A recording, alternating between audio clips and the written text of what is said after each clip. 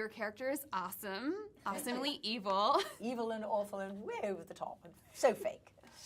She's a crazy. When you first read the script and you read how she was, what was your first reaction? I just thought I'd have an enormous amount of fun with it because I really felt I knew who this woman was. You know, I've actually owned a big stately home of my own, so I know how expensive it is, and I keep thinking to myself, you know, how wonderfully pretentious it would be to actually do what she does and run it as a retreat for, you know, Americans that don't know any better to have the Austen experience and then to just really, you know, break all the taboos. I mean, just to make it, you know, insane. I mean, the Chippendale models with the stuffed private parts and the ugly maids and yes, they were stuffed. And then, you know, the whole idea of the taxidermy. I mean, everywhere there were fake, you know, there were stuffed animals. Everything was so wrong that it was so right, you know. And you know, I was such a huge Napoleon Dynamite fan that I knew that Jerusha would get hold of this and take it somewhere else, which she did. What I loved is that I feel like it's such a female empowerment movie because it's written, directed, produced, like all the leads are women. How was that part of the attraction for you? I had no idea, actually, the women behind it, apart from Jerusha and Shannon Hale. I didn't know that Stephanie Meyer was producing any of the. She was there. No, until we got to project. I was going to finish the sentence. And then when we got to set and I saw this, like, just women-infested set, it's wonderful. It's a very rare situation. And Jerusha, I mean, she's just phenomenal. She's unlike any other woman I've ever met anyway. So to be directed by her was a unique experience, not just because she's female, but because she just has this incredible, unique style and sense of humour. And Napoleon Dynamite, as Jane mentioned, is just a phenomenal and strange, wonderful film. So she's kind of like boyish, you know. I mean, Jerusha, you've seen her. I mean, I almost feel she's got like a modern take on a Regency dapper thing going. Right. And she'd constantly have her like red Ray-Bans inside on set, just like she'd have those sunglasses on and like have some toast. And a prop in her hand and be like, put this somewhere, you know. Yeah, she was fab. The funny thing is, though, that I think they thought this was going to appeal to women, and yesterday we saw that it actually hugely appeals to men. And it even, for some obscure reason, really appeals to young guys, like 15 to 17-year-olds. I mean, they love this thing.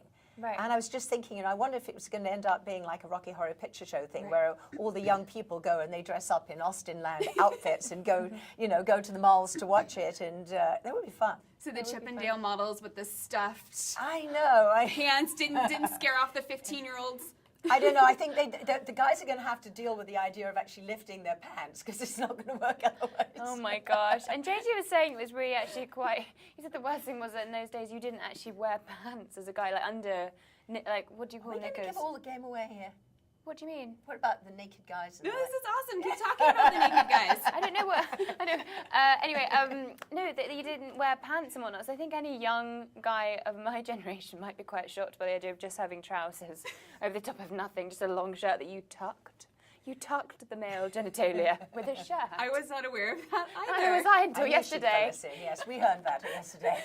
I was just, my eyes were watering with Jay just going, we had to tuck. Couldn't believe it. There are so many great and outrageous over-the-top moments in this movie. Do you have a favorite scene? Ooh, I think anything. I absolutely loved James Callis's ad-libbing.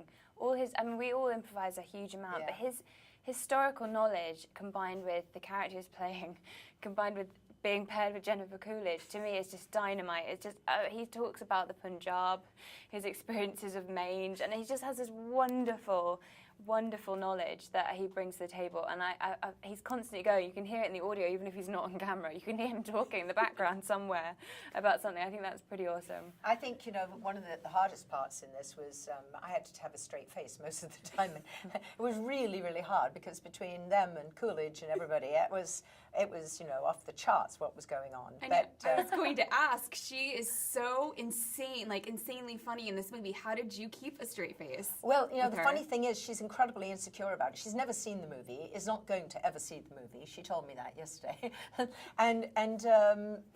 But she is. This is Coolidge.